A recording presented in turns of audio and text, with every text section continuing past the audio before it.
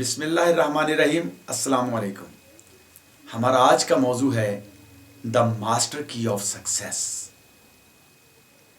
آپ اپنی زندگی میں جو کچھ بھی کرنا چاہتے ہیں، آپ طالب علم ہیں یا آپ کوئی ہنر سیکھنا چاہتے ہیں، آپ کوئی جاب کرنا چاہتے ہیں یا آپ نے کوئی بزنس کرنا ہے، وہ سیکھنے کے لیے آپ کو ایک استاد کی ضرورت ہے۔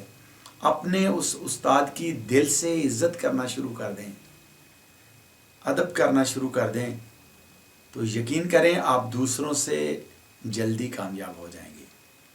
آپ نے سنا ہوگا بادب بامراد اور بے ادب بے مراد۔ استاد کا احترام کیوں ضروری ہے، استاد کا ادب کیوں ضروری ہے، آئیے آج ہم اس پر بات کریں گے۔ لیس الفخر بالمال والنسب انما الفخر بالعلم والادب۔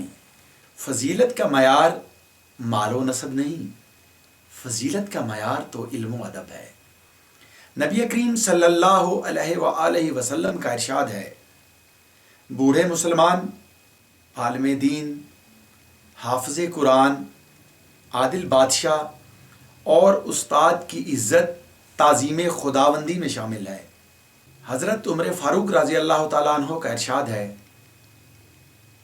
پہلے ادب سیکھو پھر علم سیکھو۔ حضرت علی رضی اللہ تعالیٰ عنہ فرماتے ہیں کہ ہر شے کی کوئی قیمت ہوتی ہے اور انسان کی قیمت اس کا علم و ادب ہے۔ حضرت شیخ عبد القادر جیلانی رحمۃ اللہ علیہ فرماتے ہیں کہ بے ادب خالق و مخلوق دونوں کا ماتوب و مغضوب ہوتا ہے، نہ اللہ خوش اور نہ ہی اس کی مخلوق خوش۔ حضرت داتا گنج بخش اجویری رحمۃ اللہ علیہ فرماتے ہیں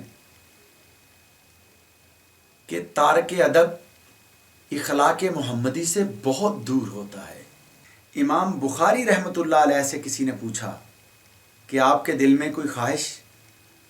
تو آپ نے فرمایا کہ میرا جی چاہتا ہے کہ میرے استاد علی بن مدینی رحمۃ اللہ علیہ حیات ہوتے اور میں ان کی صحبت اختیار کرتا۔ امام شافعی رحمۃ اللہ علیہ فرماتے ہیں کہ میں ادب کی وجہ سے کتاب کے ورق آہستہ پلٹتا تھا تاکہ میرے استاد تک اس کی آواز نہ جائے۔ اور امام احمد بن حنبل رحمۃ اللہ علیہ ادب کی وجہ سے اپنے استاد محترم کا نام نہیں لیتے تھے بلکہ کنیت سے ان کا ذکر کرتے تھے۔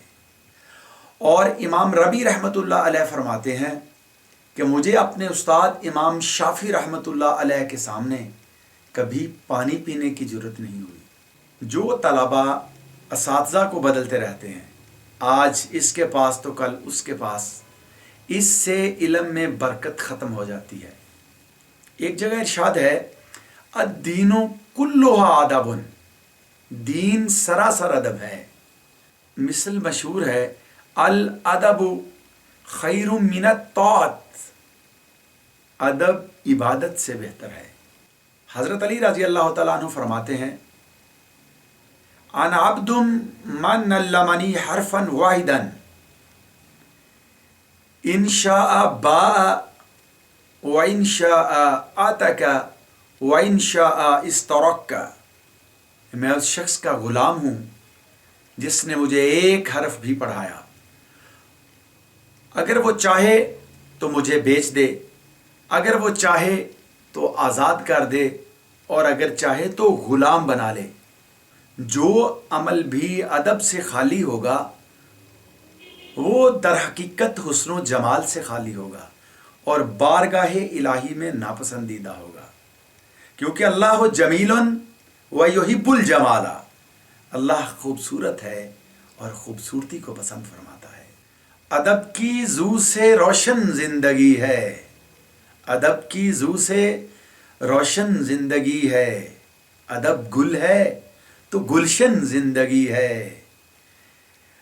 ادب سے زندگی جدا کیوں کر ہو، ادب سے زندگی جدا کیوں کر ہو، ادب چولی ہے دامن زندگی ہے ایسا ساتھ ان دونوں کا گویا، ہے ایسا ساتھ ان دونوں کا گویا، ادب دل ہے تو دھڑکن زندگی ہے۔ خلیفہ ہارون الرشید نے اپنے بیٹے کو تعلیم و تربیت کے لیے حضرت اسما رحمۃ اللہ علیہ کے پاس بھیجا۔ ایک دن ان سے ملنے کے لیے تشریف لے گئے تو دیکھا کہ حضرت اسما رحمۃ اللہ علیہ وضو کر رہے ہیں۔ خلیفہ ہارون الرشید کے بیٹے کے ہاتھ میں پانی کا لوٹا ہے اور وہ پانی ڈال رہے ہیں، اور حضرت اسما رحمۃ اللہ علیہ اپنے پاؤں جو ہیں وہ دھو رہے ہیں۔ تو خلیفہ ہارون الرشید نے حضرت اسما رحمۃ اللہ علیہ سے کہا کہ میں نے اپنے بیٹے کو آپ کے پاس تعلیم و تربیت کے لیے بھیجا تھا، کیا ہی اچھا ہوتا کہ یہ ایک ہاتھ سے پانی ڈال رہا ہوتا اور دوسرے ہاتھ سے مل مل کے آپ کے پاؤں دھو رہا ہوتا۔ یہ وہ لوگ تھے جو استاد کا احترام جانتے تھے، جو استاد کی رسپیکٹ جانتے تھے، جو استاد کا ادب جانتے تھے، جن کو پتہ تھا کہ اگر کوئی کسی مقام پر پہنچ سکتا ہے تو وہ استاد کے احترام کے بغیر نہیں پہنچ سکتا۔ یقین کیجئے استاد کے احترام کے بغیر آپ کچھ بھی نہیں ہیں، ہم کچھ بھی حاصل نہیں کر سکتے۔ اور طورق العشق کلھا ادب، عشق کے تمام راستے ادب سے ہو کر ہی آتے ہیں۔ ادب پہلا کرینہ ہے محبت کے کرینوں میں۔ اگر آپ نے اپنے استاد کا احترام شروع کر دیا، دل سے اس کی عزت کرنا شروع کر دی، تو میں آپ کو گارنٹی دیتا ہوں کہ آپ بہت جلد بہت کامیاب ہونے والے ہیں۔ میری دعائیں آپ کے ساتھ ہیں، ہمیشہ خوش رہیں۔ اللہ حافظ۔